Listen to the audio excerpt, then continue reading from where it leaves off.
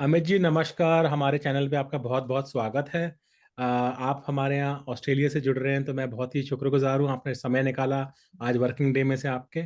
और आज हम क्या करेंगे, अगले 25 से 30 मिनट हम आपके बारे में, आपकी जर्नी क्या रही है, कहाँ आपका जन्म हुआ था, कैसे आपने प्रोग्रेस करी, उसके बारे में जानेंगे। जितना हो सके आप हिंदी का प्रयोग कीजिए, नहीं कर पाएंगे तो इंग्लिश भी बोल सकते हैं, लेकिन कोशिश हम यही करेंगे कि हिंदी में बातचीत करें। तो शुरुआत करते हैं। आप अपने बारे में थोड़ा सा बताइए, आप कहाँ से बिलोंग करते हैं, कहाँ आपका जन्म हुआ, कहाँ आपकी परवरिश हुई, थोड़ा सा उसके बारे में आप बताइए। नमस्कार अर्पित जी, बहुत बहुत धन्यवाद आपका, आपने मुझे इनवाइट किया इस प्लेटफॉर्म पर। मेरा जन्म अलीगढ़ में हुआ है, यूपी में, उत्तर प्रदेश में। और वहाँ पर मतलब मेरे माँ बाप, मेरे फादर बैंक में थे और मेरी हाँ। मदर हाउस में। हाँ जी। और फिर हम लोगों ने अपनी स्टडी वहीं पे करी, सारी एजुकेशन मेरी अलीगढ़ में ही की है। हाँ। और ऐसे करके मतलब वहाँ पे मेरा शुरुआती दौर जो वहाँ अलीगढ़ में बीता काफी। अलीगढ़ में ही। तो आपने जैसे एजुकेशन में आपने अलीगढ़ से ही, अपने एजुकेशन भी अलीगढ़ से ही ली है शायद। हाँ, तो अलीगढ़ मुस्लिम यूनिवर्सिटी में हमारा बैचलर्स ऑफ कंप्यूटर साइंस और मास्टर ऑफ कंप्यूटर साइंस किया मैंने। अच्छा अच्छा। और उसके बाद हम लोगों ने वर्किंग टाइम में एक एमबीए किया सिम्बियोसिस से। अच्छा अच्छा, तो एक चीज हाँ। बताइए आपका, जैसे आपने बैचलर्स भी कंप्यूटर साइंस में करी, मास्टर्स भी कंप्यूटर साइंस में करी, तो इसकी प्रेरणा आपको कैसे मिली? स्वतः ही आपको आई है, या आपके कोई दोस्त थे, या आपके पेरेंट्स ने आपको मतलब प्रोत्साहित करा? कैसे आपको लगा कि ये बैचलर्स और मास्टर्स दोनों ही कंप्यूटर साइंस में करनी चाहिए मेरे को? तो एक्चुअली क्या था, जब मैंने 12th पास किया था तो रुड़की में मेरा रैंक आया था 83। अच्छा। तो उसमें क्या हुआ था कि मेरा एक दोस्त था, हम मतलब मेरे फादर मतलब हम लोग, मेरे फादर बैंक में काम करते हैं, बट मेरा एक दोस्त है वो, दोनों ही हमारी सिस्टर भी थी। तो उस जमाने में थोड़ा सा ऐसा रहता था, दहेज वगैरह का रहता था बच्चों के लिए, लड़कियों के लिए। तो हाँ लेकिन हाँ। वही, तू अगर जाएगा इस सिटी से बाहर तो तो पैसा बेसिकली वही है। हाँ। खर्चा होगा तेरे माँ बाप के ऊपर, तो डोंट डू दैट। correct। तो ही अच्छा सेड, यहाँ पर सिलेक्शन हो ही गया है, घर में रहोगे, खर्चा कम होगा। तो एक वो एक बहुत बड़ा कारण था कि आप कहीं मत जाओ, घर में ही पढ़ो। अच्छा। और उस समय तो रुड़की का शायद एग्जाम भी अलग होता होगा, राइट? अभी तो हाँ, वो रुड़की आईआईटी का। होता है, तब नहीं अलग। नहीं, रुड़की का लगे था हम लोगों को। अलग था। 83 तो रैंक तो बहुत, मतलब बहुत ही बेहतरीन। आपने उसके लिए कुछ प्रिपरेशन करी थी कहीं से, या सेल्फ स्टडी से ही आपका इतना आ गया था? तो मुझे लगता है शायद वो तुक्के में आ गया था क्योंकि जब मैं एग्जाम देने गया था तो मैथ्स का पेपर मेरा बहुत अच्छा हुआ था, केमिस्ट्री का अच्छा अच्छा हो गया था, फिजिक्स का इतना अच्छा नहीं हुआ था। और मुझे भी नहीं पता, विश्वास था कि मेरी कुछ ऐसा रैंक वैंक आ जाएगी और सिलेक्शन हो जाएगा, क्योंकि हमें कुछ पता ही नहीं था कि इंजीनियरिंग वगैरह क्या होता है। अच्छा। ऐसा था राइट 12th पास जब हमने किया था, तो क्योंकि हम मैं पब्लिक स्कूल से पढ़ा हूँ, गवर्नमेंट स्कूल से। राइट तो राइट। वहां पर इतना वो नहीं था क्रेज की, इंजीनियरिंग करना है या क्या करना है। तो हम लोग करने की 12th जगह। में तक नहीं पता था कि करना क्या है। अच्छा हाँ, तो जब हम 12th पास करने वाले थे, उस समय लोगों ने कहा कि भाई इंजीनियरिंग के फॉर्म भरे जा रहे हैं, भर दो। तो फिर अच्छा जी। हमने भर दिया था इस तरीके से। फिर जब ये आया तो अच्छा, मुझे इतना ये भी नहीं आइडिया था कि रुड़की क्या चीज है। क्या चीज है एग्जैक्टली exactly? शायद हमने गए कभी गेम भी में, उस तरफ गए, जाना भी नहीं हुआ होगा शायद रुड़की की तरफ। नहीं, और फिर वैसे भी माहौल नहीं था उस तरीके से हमारे स्कूल का या फ्रेंड सर्कल का कि मतलब राइट। रुड़की एक is one of the premium institute in the India. Right right right right. तो वो मुझे बाद में रियलाइज हो कि मैंने क्या किया। क्या क्या छोड़ दिया। हाँ राइट राइट, रुड़की वाले भी आपको बोल रहे हैं, अरे भाई क्या कर रहे हो, आते क्यों नहीं, 83 रैंक आई है हाँ, तो तो मेरा फ्रेंड का काफी इन्फ्लुएंस रहा था। उसने कहा कि देखो भाई, अपने माँ बाप का सोचो, पैसे को घर में बचा के रखो, काम आएंगे राइट। बच्चों के लिए, तो मतलब सिस्टर के लिए, आपके लिए, इसलिए वो एक बहुत बड़ा था कारण। तो आपके सिस्टर्स वगैरह कितने, परिवार में कितने, मतलब भाई बहन हो आप लोग? हाँ, तो मेरी एक सिस्टर है। अच्छा मेरी दो सिस्टर थी, तो एक सिस्टर की डेथ हो गई थी 12th में। अच्छा अच्छा, सॉरी सॉरी। बट जो मेरी छोटी सिस्टर है वो, उसने भी एएमयू से एमए किया था। अच्छा आज उसकी शादी हुई, फिर यूएस चली गई, और आज की डेट में वो सॉफ्टवेयर टेस्टर है अच्छा, बढ़िया, वो भी यूएस सॉफ्टवेयर। में, यूएस बैंक में काम करती है। अच्छा अच्छा, यूएस बैंक में काम करते, चलिए बहुत बढ़िया। तो फिर आपने जैसे अपना जैसे आपने मास्टर्स और बैचलर्स दोनों कंप्यूटर साइंस में करी, फिर आप ये किस किस समय की बात है, अर्ली 2000 वगैरह की बात कर रहे हैं आप ये? हाँ, तो 2002 में मैंने पास आउट किया था मास्टर्स अपना। अच्छा तो राइट। 1996 से लेकर 2002 तक मैंने अपना 6 इयर्स में कंप्लीट किया था सारा कोर्स। कंप्लीट कर लिया, राइट राइट। तो फिर उस समय तो जैसे अगर आपको ध्यान होगा, जैसे मुझे भी ध्यान है कि एक स्लो डाउन का भी टाइम चल रहा था, डॉट कॉम बबल बर्स्ट बोलते थे हम उस जमाने को, हाँ 2001 में हुआ था जो। तो काफी जॉब वॉब मिलने में सबको बड़ी तकलीफें आती थी उस जमाने में। तो आपको उस समय का क्या एक्सपीरियंस रहा, कुछ कुछ बता सकते हैं? हाँ, तो जॉब नहीं मिली, कैंपस में कोई कंपनी नहीं आई, और हमको एक बार लगने लगा था कि शायद हमने कंप्यूटर साइंस लेके थोड़ा गलती किया। गलती करती, हाँ जी। राइट। तो फिर हम लोग दिल्ली में मेरा पहला जॉब लगा एज ए टीचिंग में, गवर्नमेंट स्कूल्स में, टीजीटी पीजीटी का जो होता है, तो उसमें मेरा राइट। सिलेक्शन पता नहीं कैसे हो गया। अच्छा। तो खर्चा पानी निकल जाता था, तो मैंने वहाँ पे दिल्ली में रहना शुरू किया। अच्छा, दिल्ली अ, में कहाँ रहते थे आप? दिल्ली में चितरंजन पार्क में एक छोटी सी कंपनी थी, वहां पर मैं मतलब पहली सॉफ्टवेयर जॉब लगी थी मेरी, अच्छा और अच्छा। वहीं पर मैं रहता था, हाँ, तो ऐसा था। बहुत बढ़िया बहुत बढ़िया।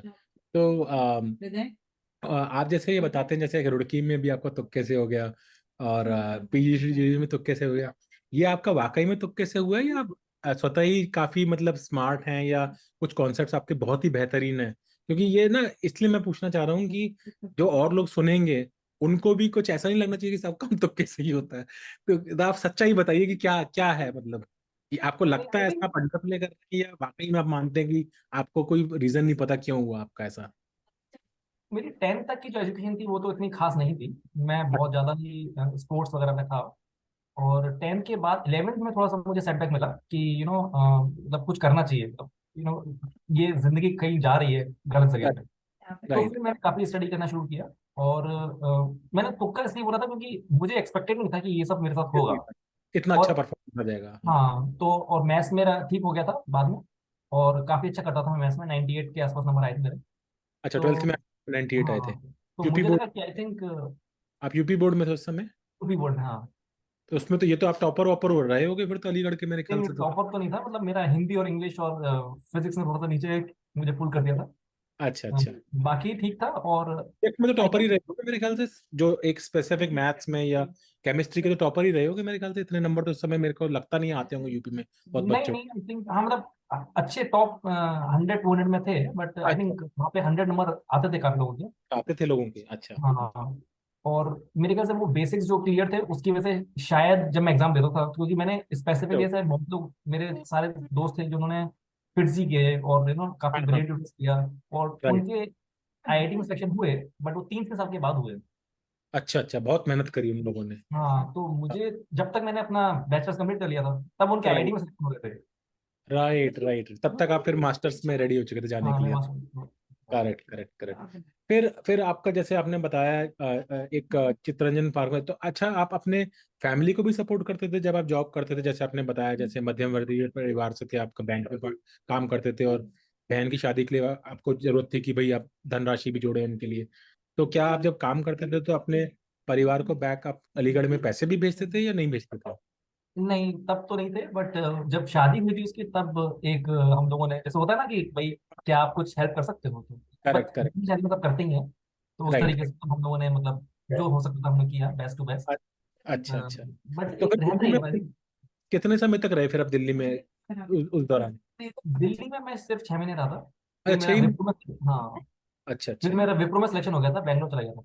बैंगलोर चले गए आप? तो पहले आप दिल्ली से जब बैंगलोर गए, और अलीगढ़ से आप मूलतः मतलब आपका पिछला निवास स्थान है, तो जब अलीगढ़ से आप दिल्ली शिफ्ट हुए तो आप में आपने क्या डिफरेंस देखा दोनों जगहों में? कुछ अंतर लगा आपको दिल्ली वर्सेस अलीगढ़ का, या कुछ बता सके उसके बारे में, उन दिनों के बारे में? हाँ, तो जैसे दिल्ली तो बहुत ही बढ़िया था, और मैं थोड़ा रिलीजियस रहा शुरू से ही। अच्छा। तो मेरा क्या होता था कि मैं ना, जैसे कि दिल्ली में जब मंडे टू फ्राइडे जॉब करता था, और वीकेंड्स पे मैं जैसे छतरपुर टेम्पल हुआ, या फिर है ना हाँ। चांदनी चौक में टेम्पल होता थे, तो वहां पर समहाउ भगवान की कृपा से सेवा लग जाती थी मेरी मंदिर के अंदर। क्या लग तो मैं, जाती थी? सेवा हो जाती है भगवान के दरबार में। क्या, मैं सब फिर बोलिए, दोबारा बोलिए, मैं सुन। सेवा का मतलब क्या होता है कि जैसे भगवान के मतलब जो मेन स्थान होता है, प्रेसाइडिंग डीटी होती है हाँ भगवान के टेम्पल के अंदर, तो हाँ हाँ उसमें हाँ। कुछ ना कुछ सेवा होती है कि भाई आपको रात को भगवान के अच्छा अच्छा। भोग लगना है, कुछ करना है। समझ गए तो समझ गए। ये बड़ा ही डिफरेंट एक्सपीरियंस था, बट समहाउ मेरा भी इंटरेस्ट था, और कुछ तो ऐसा कनेक्शन बैठा कि मेरा सेवा लग जाती थी। हर जगह तो लग जाती थी, फिर मैंने अच्छा। वो किया था। तो अच्छा। दिल्ली मुझे बहुत अच्छा लगा क्योंकि मेरा स्पिरिचुअल जर्नी थोड़ी सी वहां से शुरू हुई थी। Right right right. तो अब ये हाँ, बताइए, ये जो स्पिरिचुअल की तरफ आपका झुकाव था, ये आपका बचपन से ही था, या ये जब आप अपना लाइक अपने जब कंप्यूटर्स वगैरह स्टडी करी उसके बाद बना? कब जागृत हुआ ये आप, और कैसे हुआ? आई थिंक मैं बहुत ज्यादा स्पिरिचुअल तो मेलबर्न आके हुआ, जब ऑस्ट्रेलिया मेलबर्न पहुंचा तब हुआ। अच्छा अच्छा। बट मेरा एक फ्लेवर था कि हाँ भाई, आपको 9 से 5 काम करना है, अगर थोड़ा समय मिलता है तो भगवान का दर्शन के लिए आपको डेली जाना है। तो अच्छा। वो मेरा था। और वो शुरू से जाते हैं हम अपना, मतलब इवन स्कूल डेज में भी जाते थे आप? हाँ, तो हम लोग जैन कम्युनिटी में हाँ। मैं तो जैन हूँ, तो जैन कम्युनिटी में ऐसा होता है कि मंदिर होता है सेंटर, और मंदिर के चारों तरफ जैन कम्युनिटी बन जाती है, जैन नगरी या जैनपुरी कहते हैं इसको। हाँ। हाँ। तो हमारे यहाँ ये है कि आपको स्कूल जाने से पहले तैयार होके मंदिर जरूर जाना है। अच्छा। शुरू से मंदिर का तो काफी वो था कि अच्छा दर्शन अच्छा, करते ही तो ये आओ। आपका वहाँ अलीगढ़ में भी वैसे ही था मतलब, हाँ जी, हाँ। मंदिर मंदिर का। तो जैन के मंदिर थोड़ा डिफरेंट नहीं रहता जैसे हिंदू मंदिर होते हैं, उससे फर्क रहता है ना? या जैन की बात कर रहे हैं आप जो जाते थे दिल्ली में भी, जैन मंदिर नहीं में नहीं जाते? नहीं, तो हिंदू टेम्पल में जाता था, वो डिफरेंट था, एकदम डिफरेंट, एकदम मतलब जैसे जैन टेम्पल और जो हिंदू टेम्पल होते हैं एकदम डिफरेंट होते हैं। डिफरेंट होता है, और हाँ, राइट। बहुत श्रृंगार होता है अपने हिंदू समाज के करेक्ट। मंदिरों में, करेक्ट। और जैन समाज के मंदिर में कुछ भी श्रृंगार नहीं होता है। नहीं पूजा होता है। पाठ बहुत ही सूखी होती है, मतलब चढ़ावा करेक्ट। चढ़ा के। तो करेक्ट। करेक्ट। बहुत ही डिफरेंट था, बट कुछ कंपनी ऐसी बनी थी, एसोसिएशन ऐसा हुआ था कि मतलब वहां पर सेवा थी, और हाँ। दरबार में जब सेवा मिलती है तो मतलब समाओ मेरा ऐसा था कि भाई नहीं, किस किस को करना। मौका मिलता है तो लेट्स डू इट। करेक्ट। बहुत अच्छा, बहुत अच्छा। तो ये आपका एक अलग निकल के आ रहा है, क्योंकि ये पैराडाइम शायद पहली बार ही मैं सुन रहा हूँ किसी से पॉडकास्ट में, इससे पहले सुना नहीं। बहुत अच्छा, बहुत खूब। फिर आप बता रहे हैं कि आप दिल्ली से जो है आप बैंगलोर शिफ्ट हो गए। तो बैंगलोर में आप किस जगह पे रहे जाके? तो बेंगलोर में हम लोग कोरमंगला के पास में एक एसटी बेड लेआउट है, वहां पे मैं रहता था। वहाँ पे आ गए। और विप्रो दिल्ली में काम से करते थे। आपको क्या डिफरेंस लगा? जैसे आप दिल्ली हालांकि 6 ही महीने रहे आप, तो जब बैंगलोर पहुंचे तो क्या आपको डिफरेंस लगा? और ये आप कब की बात बता रहे हैं, कब पहुंचे थे आप बैंगलोर? लाइक 2003 की में। 2003 के आसपास पहुंच गए? अच्छा, तो काफी मतलब शुरुआत से ही आप जो है बैंगलोर पहुंच गए थे। तो क्या हाँ, आपको डिफरेंस लगा दिल्ली और बैंगलोर के अंदर जब आप तो गए? बेंगलोर में जैसे हमने सुना हुआ है कि काला अक्षर भैंस बराबर। तो हाँ। पहली बार जब हम हमारी ट्रेन पहुंची बेंगलोर हैदराबाद से जब पास हो रही थी, तो वो वहां पे जो कुछ लिखा हुआ था स्टेशन पे हमको कुछ समझ नहीं आ रहा था। तो राइट राइट। पहली बार समझ में आया कि काला अक्षर भैंस बराबर क्या होता है। क्या होता है? राइट। राइट ने बहुत अच्छी बात बताई। हाँ जी। हाँ, बट जब हम बेंगलोर पहुंचे तो बेंगलोर का बहुत ही अच्छा कल्चर था। और बेंगलोर में थोड़ा सा रेस्पेक्टफुल एनवायरनमेंट था काफी, मतलब सब लोगों हम्म। को एक दूसरे को रेस्पेक्ट करते थे। और सबसे हम्म। अच्छी बात मुझे लगती है वो वहाँ पर एक कल्चर होता है, जैसे हम पूछे ना आप कैसे हैं, हाँ हाँ। तो वहाँ पे पहला सवाल पूछा था कि आपने खाना खाया कि नहीं खाया। अच्छा। पहला में पूछते हैं। और राइट। उसका ये मतलब होता है कि अगर आपने नहीं खाना खाया है, आपने बोला कि मैंने नहीं खाया है, तो तो वो खा। बंदा आपको खिलाएगा, नहीं तो अपने घर ले जाके खिलाएगा। Right right. तो ये कल्चर जो मैंने कहीं नहीं देखा दुनिया में, जो बेंगलोर में मुझे दिखा। नहीं, बहुत अच्छा है, क्योंकि क्या होता है ना, हम लोगों को शायद पता नहीं होता, लेकिन बच्चे भी कई बार तंग करते हैं, छोटे होते हैं, तो उनको कई बार पेट में अन्न नहीं गया होता उनके, इसलिए वो ज्यादा क्रैंकी और वो सब हो जाता है। जैसे ही मुझे भी नहीं पता था ये, क्योंकि मेरी वाइफ से जब मेरी मुलाकात हुई, जब उसने बताया कि ये चिल्ला रहा है, इसलिए नहीं चिल्ला रहा कि इसे चिल्लाने का मन कर रहा है इसका, इसके पेट में अन्न नहीं गया, वो खाना नहीं खाया है इसने। तो अब ये मुझे तो पता ही नहीं चलता था, तो ये आप बता रहे, तो आई थिंक उनमें ये कॉग्निजेंस डेवलप्ड है पहले से ही, कि जो भी व्यक्ति आ रहा है, बाहर से आ रहा है, तो पहले उसकी पेट पूजा करो, तब जाके वो उसका शांत होगा, तब वो आगे बात करेगा। नहीं तो हाँ। खाली पेट पे कभी, कहते हैं ना, खाली पेट भजन ना होए गोपाला, वो भी बोलते हैं ना। यस।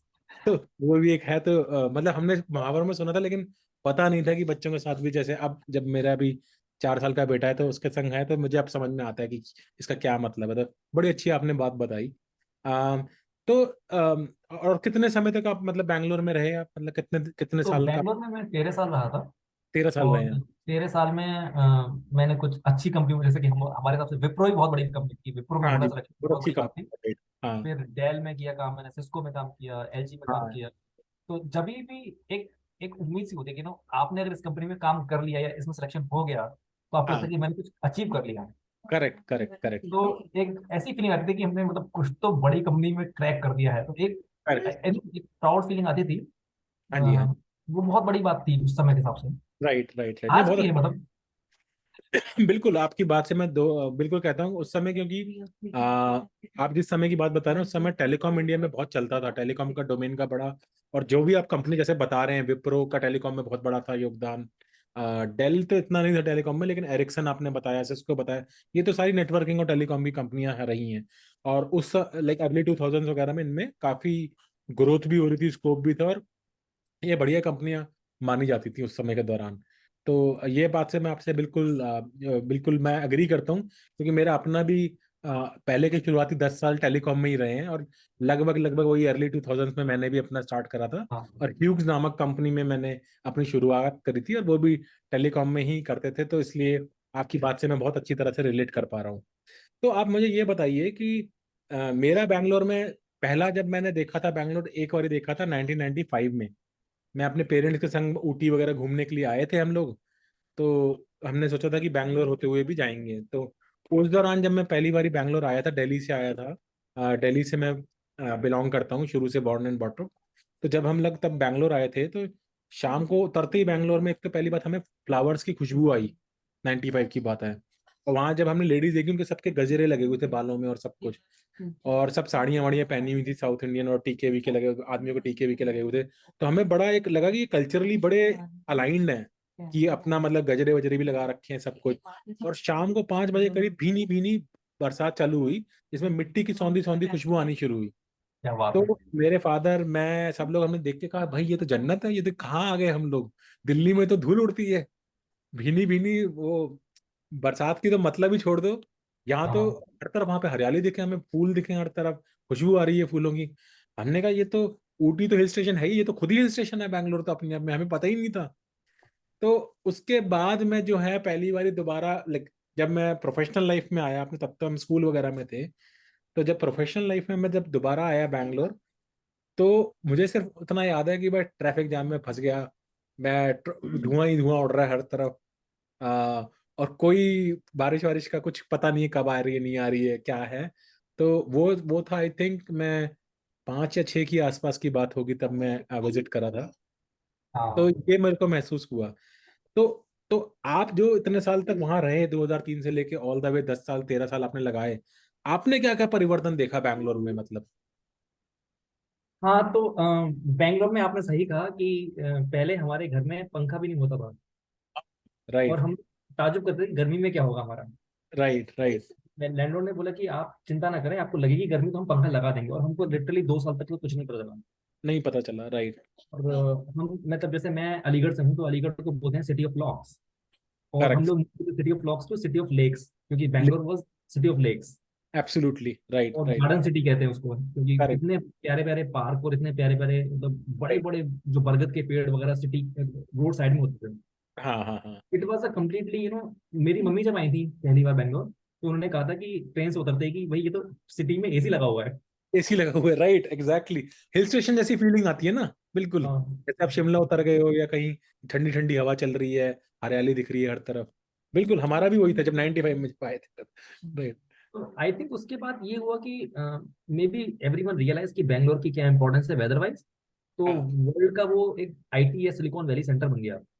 और क्योंकि वेदर इतना बढ़िया था, तो वहां पर कंपनियां जिस स्पीड से आई, सिटी वॉज नॉट रेडी, मतलब सिटी उतना तैयार नहीं था उतना जल्दी से तैयार होने के लिए, अडॉप्ट करने के लिए। राइट। और मैं मुझे स्टैटिक्स तो नहीं पता है, बट शायद वर्ल्ड की कोई भी किसी भी कंट्री की ऐसी कोई बड़ी कंपनी नहीं होगी जिसका वहां पर डेवलपमेंट सेंटर या ऑफिस नहीं है बैंगलोर करेक्ट, में। करेक्ट, ये बात तो माननी तो पड़ेगी कि उसके ग्रो। लिए शायद आई थिंक वेदर बहुत खराब हुआ, रोड हम्म। कंस्ट्रक्शन बहुत हुआ। तो आज की डेट में भी बैंगलोर रेडी नहीं है, मतलब it's getting still getting constructed. Correct, road correct. भी सफिशिएंट नहीं है, क्योंकि वो एक छोटा सिटी था। वो कभी भी ऐसे बॉम्बे दिल्ली के साइज का नहीं था। नहीं था, नहीं था, जैसे राइट। मैसूर हो गया, ऊटी हो गया, आपने तो ऊटी तो नहीं, क्या मैसूर बोलूंगा मैं, छोटा सिटी तो वैसे ही था, छोटा सा। एब्सोल्युटली। एक्सपेंड हो रहा है, तो ग्रेटर बैंगलोर जो बन रहा है वो है एक्चुअली जो नया सिटी बन रहा है। बट पुराना सिटी तो काफी छोटा है। करेक्ट, करेक्ट, करेक्ट, नहीं आप सही बता रहे हैं। तो कहीं ना कहीं मुझे लगता है कि जो पहले जो लेक्स भी आपने देखे होंगे, या अब तो शायद मेरे ख्याल से एग्जिस्ट भी नहीं करते होंगे, या उनमें सब कूड़ा पड़ा होगा। या जैसे बेलुंदर लेक का बड़ा बीच में आता था करीब 9-10 के आसपास की, उसमें आग लग जाती थी, झाग आ जाते थे, पता नहीं क्या क्या चलता रहता था। तो ये चीज हमें तो न्यूज टीवी में ही पता चलती थी। मैं भी उस दौरान बैंगलोर में था, 2009 9-10 के आसपास, यूएस जाने से पहले एक्चुअली। तो मेरा भी थोड़ा सा यही एक्सपीरियंस रहा है कि दिल्ली में मैंने कंपेयर करता हूँ, जब कॉन्ट्रास्ट करता हूँ, तो हम लोग जब स्कूल जाने शुरू, मतलब ऑलमोस्ट 11 12 वगैरह में आ गए थे, उस दौरान शीला दीक्षित जो है चीफ मिनिस्टर हुआ करती थी दिल्ली की।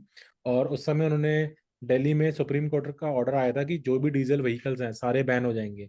और रातों रात आ गया था वो लॉ। तो उन्होंने सारी जितनी भी बसेस थी डीटीसी की, रेड लाइन ब्लू लाइन सब बंद कर दी थी। और सारे ऑटो थे वो भी सारे बंद हो गए थे।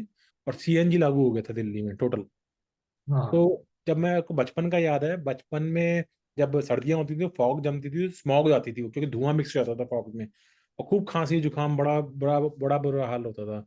लेकिन जैसे ही ये सीएनजी का आया, तो अगले 10 साल दिल्ली के बेटर हो गए, क्योंकि बहुत एकदम बेटर। से पोल्यूशन लेवल कट हो गया था दिल्ली का, और सिर्फ दिल्ली ऐसी सिटी थी जहाँ ये हुआ था, बाकी पूरे देश में कहीं भी नहीं हुआ था। नहीं नहीं बोलना। तो जब मैं बैंगलोर आया ना, क्योंकि मेरे को तो दिल्ली, अब जब अडल्ट लाइफ में तो दिल्ली वैसी हो गई थी कि गाड़ियां वाड़ी तो दिल्ली में शुरू से बहुत ज्यादा रही हैं, लेकिन ये जो बसों वसों का जो धुआं कट हुआ ना सीएनजी पे आ गए जो, इससे बहुत फर्क पड़ा, एटलीस्ट 10 साल तक फर्क पड़ा। Like I think from all the way from 1999 to almost 2009 तक दिल्ली का थोड़ा मैनेजेबल रहा, कि इतना धुआं हुआ का इतना नहीं बनता था नाम उनका, बल्कि पीछे चला गया था दिल्ली धुएं के उसमें। और जब मैं बैंगलोर आया तो यहाँ तो वही पुरानी बसें हैं और धुआं डीजल फेंक रही है मुंह पे, और मजेस्टिक वजेस्टिक कहीं भी जाओ, तो मैंने कहा ये तो बड़ा अजीब हिसाब किताब हो गया इसका बैठ के। तो और मुझे लगता है अभी भी शायद बैंगलोर में मेरे ख्याल से शायद नहीं चेंज करा है, कोई सीएनजी वेएनजी नहीं चलता वहाँ पे, नहीं नहीं। अभी भी वैसे ही चलता है सारा। और पॉपुलेशन आई थिंक वो मेरे ख्याल से क्वाड्रुपल हो चुकी होगी अब तक तो, हाँ 2003 से तो अब तक तो मतलब कंपनियां भी, और सारे हब बन चुके हैं। लाइक बैंगलोर का मुझे लगता नहीं कोई भी इलाका, नॉर्थ हो चाहे साउथ हो चाहे ईस्ट वेस्ट हो, जहाँ आईटी कंपनी ना हो। हर तरफ ही कोई ना कोई एसईजेड और कुछ ना कुछ पार्क वार्क ये सब बना हुआ है, राइट। और इनफैक्ट जब लोग हम मैं तो जब 2009 में आया था, तो तब तो ओल्ड एयर रोड पे उनका एयरपोर्ट हुआ करता था। उसी के एक हम्म, साल के बाद उन्होंने बाहर कर दिया था, 50 किलोमीटर दूर नंदी हिल के पास जो बना था हाँ एयरपोर्ट। जी। तो बोला उन्होंने ये था कि ये करने से ट्रैफिक जैम कम हो जाएगा, उसके बाद भी कम नहीं हुआ। तो वो नहीं, होने के बाद भी सारा भर गया, बल्कि एयरपोर्ट का फ्लाइट कैच करना मुश्किल होने लग गया उसके बाद, क्योंकि आप हाँ सिटी में इतना फंस जाएंगे और आपको पता ही नहीं चलेगा कि 2 घंटे लगेंगे अभी एयरपोर्ट जाने में, 2.5 लगेगा, 3 लगेगा, कुछ पता नहीं चलता था। तो बात मेरे तो तो थोड़े से वो मेमोरीज हैं। तो फिर आप ये बताइए, जब बैंगलोर में आप रहे, तो आपने कभी सोचा कि मैं प्रॉपर्टी वगैरह में इन्वेस्ट करता हूँ, क्योंकि सिटी तो एक्सपैंड कर रही है, सारी आईटी कंपनी भी आ रही है, तो लोग बहुत आएंगे, तो उसमें एक प्रॉपर्टी इन्वेस्टमेंट करने से अप्रिसिएशन होने के उसके चांसेस ज्यादा थे, तो आपने कभी ऐसा सोचा कि कुछ इन्वेस्टमेंट करी जाए बैंगलोर के अंदर? आई थिंक इन्वेस्टमेंट वाइज मैं थोड़ा हमेशा वीक रहा हूँ। अच्छा। तो हम लोगों ने एक घर तो लिया है, फ्लैट मतलब जैसे कि घर तो हाँ, नहीं है। Right right right. और एक हमने प्लॉट लिया था, दो चीजें हमने ली थी। अच्छा और एक अच्छा। मेरा प्लॉट कब्जे में चला गया। अच्छा, किसी और ने कब्जे में कर लिया है? तो पैसा दिया बट प्लॉट मुझे आज तक नहीं मिला। नहीं तो मिला? वो भी थोड़ा सा लोगों ने बताया कि आप प्रॉपर्टी में ज्यादा काम मत करो, क्योंकि अगर आप लोकल नहीं हो तो आप फंस जाओगे। फंस सकते हो, हाँ। बेंगलोर का ये इशू था। तो राइट। बट मतलब जिसने लिया था पहले, उनको उन्होंने मैंने। रियली पैसा कमाया है। और काफी अच्छा लोगों ने किया है प्रॉपर्टी वाइज। Right right. मेरा रुझान थोड़ा सा एक्सपीरियंस गेन करने में था। मैं और मेरी जो धर्मपत्नी है, तो हम लोग ज्यादा घूमते बहुत थे। मतलब कि like 4 o'clock after the office, कि अब क्या हाँ। करना है, चलो मैसूर चलते हैं। मतलब कि अच्छा। पता नहीं है कि जाने वाले हैं, बट आज चलते हैं, वीकेंड है, चलते हैं। हाँ, तो राइट हम लोग राइट। ज्यादा इन्वेस्टमेंट वहां करते थे कि घूमते हैं जो है। तो आपने लाइफ को बेसिकली एंजॉय करा, आपने एक्सपीरियंसेस गेन करे, तो उस पर आपने ज्यादा। तो ये जब आपके किड्स हो गए थे तब भी कर पा रहे थे आप ये चीजें, या उनसे पहले की बात कर रहे हैं आप ये? हम लोग थोड़े से स्पिरिचुअली थे, हाँ। उससे तो पहले काफी स्पॉन्टेनियस होता था, और बच्चे, मेरी मेरी बड़ी जो बेटी हुई थी, तो उसके बाद भी ऐसा होने लगा था कि हम लोगों ने कहा कि we should not be restricting, मतलब हम लोग अपने आप को रोके ना कि भाई बच्चा है तो नहीं कर सकते। तो हमारे पास एक ऑल्टो गाड़ी हुआ करती थी। उसमें हम लोग पीछे की तरफ अपना खाने पीने का, even cylinder with the stove, gas ओ। स्टोव, लेके हाँ हाँ। चलते थे, जिससे कि कहीं भी हमारे बच्चों को दिक्कत ना हो। और राइट। हम निकल जाते थे। तो बहुत वो बढ़िया। एक डिफरेंट था लाइफ का तरीका। बहुत बढ़िया। और बैंगलोर के पास जगहें भी बहुत हैं, जैसे आप बता रहे हो, मैसूर चले गए, ऊटी भी गए होगे फिर तो कई बारी। हाँ। हाँ, तो बहुत अच्छा। बेंगलोर साउथ काफी सुंदर है, और तमिलनाडु और केरला में इतने प्राचीन और इतने बड़े बड़े विशाल टेम्पल हैं, हाँ। कि अगर आप जाते हो तो आपको लगता है, मतलब वहाँ टेम्पल सिटी हुआ करता था। जैसे कि टेम्पल का कंस्ट्रक्शन इस तरीके से होता था कि 4 लेयर्स से, हम सोचते हैं ना कास्ट सिस्टम। तो ब्राह्मण जो था लेयर 1 के अंदर रहते हैं, अच्छा। लेयर 2 में वैश्य वैश्य रह लेते हैं, जो वैष्णव लोग होते हैं। और राइट। जो लेयर 3 हुए वो आपके जैसे क्षत्रिय लोग हो गए, सॉरी लेयर 4 क्षत्रिय को आ गया। और हाँ। लेयर 3 आपके शूद्र लोग हो गया। कर सकते हो, हाँ। तो वहाँ की, ये हमने जो सुना है वर्ण सिस्टम, ये वहाँ पर एक्चुअली हम देखने को मिल सकता है, अच्छा। तमिलनाडु के टाइप में। Right right. तो मेरा एक्चुअली गोकर्णा जाना का हुआ था, गोकर्णा में भी महाशिवलिंग वगैरह, मतलब वो एक मतलब शिव जी का एक वो स्थान है। और गोकर्णा भी नॉर्दर्न कर्नाटका में आता है, जो हाँ जी। कोस्टल में आता है। तो इनफैक्ट मैं मेरा एक फ्रेंड था, गोपी करके नाम था उसका, याहू में ही था मेरे साथ। उसके जो फादर थे वो वहाँ के प्रीस्ट, हेड प्रीस्ट थे उसके। तो उसके कहने के बाद मैं वहीं उनके घर पे रुका था। उन्होंने पत्तल में मुझे खाना खिलाया था, और बाकायदा लुंगी पहन के वो, हमने उसके चक्कर भी लगाए थे, वो सब करा था। मैंने इससे पहले कभी करा नहीं था ये सब चीज़। तो मेरा बड़ा अच्छा एक्सपीरियंस रहा था। हालांकि आई डोंट थिंक कि मैं रिलीजियसली इतना इनबाउंड हूँ, but I am very spiritual my self. हाँ। बट मैं एक रिलीजियस ओरिएंटेड नहीं हूँ, लेकिन मैं कर सब कुछ रहता हूँ। मैं मतलब चर्च में भी चला जाता हूँ, मैं गुरुद्वारे में भी चला जाता हूँ। मैंने जैन मंदिर भी देखे हुए हैं, हिंदू टेम्पल्स भी देखे हुए हैं। मैं आप यकीन नहीं मानेंगे, मैं एक्चुअली मैंने बाइबल भी पढ़ी हुई है, मैंने तोरा भी पढ़ी हुई है, मैंने कुरान भी पढ़ी हुई है काफी हद तक। अरे मतलब क्या बात। Not like a scholar in that, but मुझे मोटे मोटे चीजें उनकी क्या क्या है। और ऑफ कोर्स गीता और ये सब तो पढ़ी ही हुई है, क्योंकि बहुत अच्छा। बिलोंग तो हम उसी को करते हैं। तो मैं थोड़ा सा मल्टी कल्चरल हूँ उस एंगल में कि मुझे जानकारी हासिल करना बड़ा अच्छा लगता है। बहुत अच्छा तो है। तो मैं रिलीजियस नहीं हूँ, बट स्पिरिचुअल मैं मानता हूँ अपने आप को, मैं हूँ। तो इसलिए मेरे को हो गया, तो मुझे बड़ा अच्छा एक एक्सपीरियंस लगा कि वो बिल्कुल बिना प्याज और लहसुन का उन्होंने खाना बनाया। एक सिंपल सी येलो दाल बनाई थी, शायद मूंग की दाल ही रही होगी, और चावल दिए थे, और मैंने उस पर घी डालते हैं, उनका सिस्टम थोड़ा सा अलग रहता है खाने का। और केले के पत्ते वगैरह के मैंने खाया, तो मुझे बहुत ही एक आनंद की, मैं और मेरे भाई गए थे, हम दोनों लोग रहे थे उसके अंदर। तो बहुत ही एक हमें डिफरेंट, मतलब जैसे कहते हैं ना, कोई होटल होटल हमें ये दे नहीं सकता जो हमें उधर मिला हाँ। था। तो मेरे को बड़ा अच्छा लगा था। आप भी कभी उधर गोकर्णा वगैरह की साइड गए कभी, या नहीं नहीं गए नहीं, आप? गोकर्ण तो नहीं गए थे हम लोग। हम लोग कभी नहीं, ज्यादातर कन्याकुमारी, रामेश्वरम, वहाँ ज्यादा वहां उस ज्यादा साइड गए, घूमते थे हम। उस तरफ ज्यादा गए। तो अगर आपका कभी मौका लगे तो जरूर आप जाइएगा, वहां पे महाकालेश्वर है। तो अगर शिव ज्योतिर्लिंग जो होते हैं ना, एक वन ऑफ दी 17 जो शायद 13 ज्योतिर्लिंग है इंडिया में, या 14 है शायद, उनमें से एक ये है अच्छा महाकालेश्वर। वहीं पर है अच्छा अच्छा। कोलकाता में। वो बेसिकली उसके बीचेस बहुत ब्यूटीफुल है। एक्चुअली वो गोवा शुरू हो जाता है गोकर्णा से। गोवा का सदर्न टिप और गोकर्णा का नॉर्दर्न टिप दोनों जोड़ते हैं।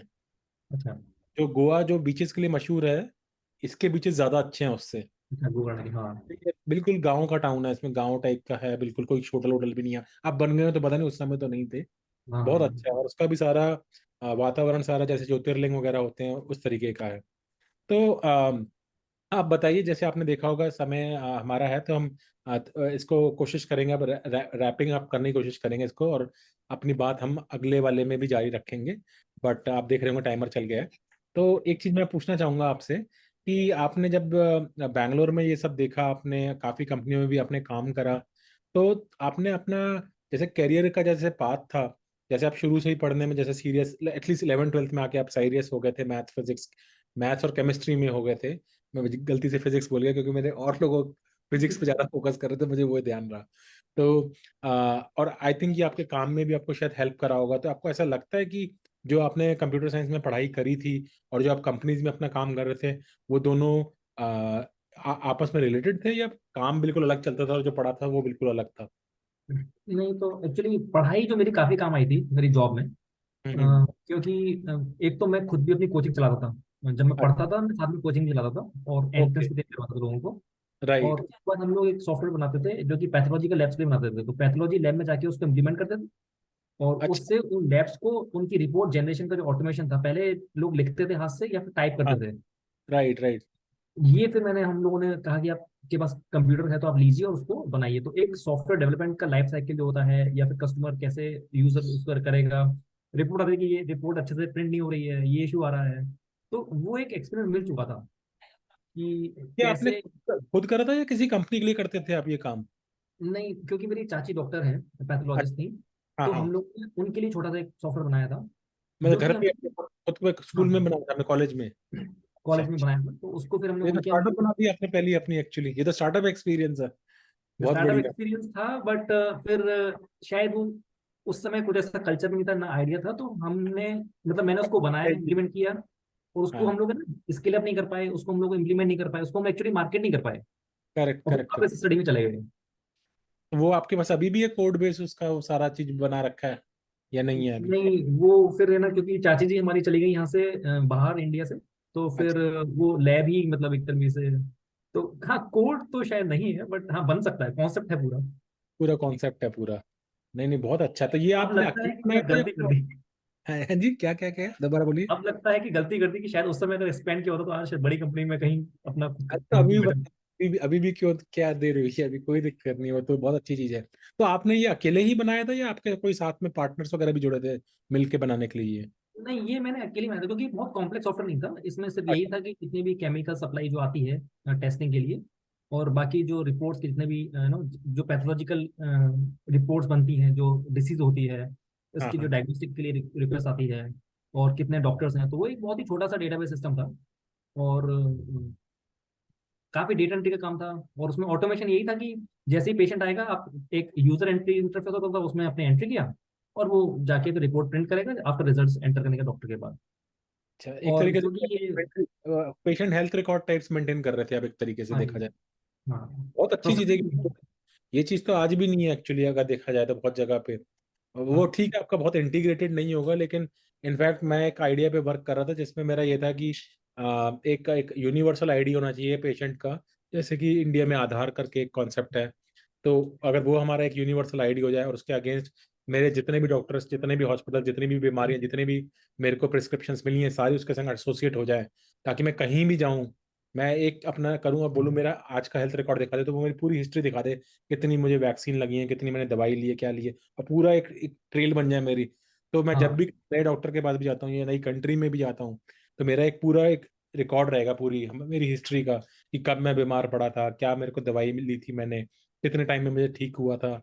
तो अभी हम जैसे डॉक्टर्स के पास दिखाने आते हैं तो वो हमें अभी की बात देख के बोलते हैं, जबकि हाँ, ह्यूमन जो बायोकेमिस्ट्री है, it is not based upon now, it is based upon now plus the historical fact, कि क्या यस, क्या आपसे पहले बीमारी रह चुकी है। जैसे पहले के वैद वैद होते थे, वो नाड़ी देखा करते थे, नाड़ी में खाली आपको अभी क्या बीमारी होती है वो नहीं पता चलती, अंडरलाइन क्या क्या प्रॉब्लम्स होती हैं वो भी पता चलती हैं।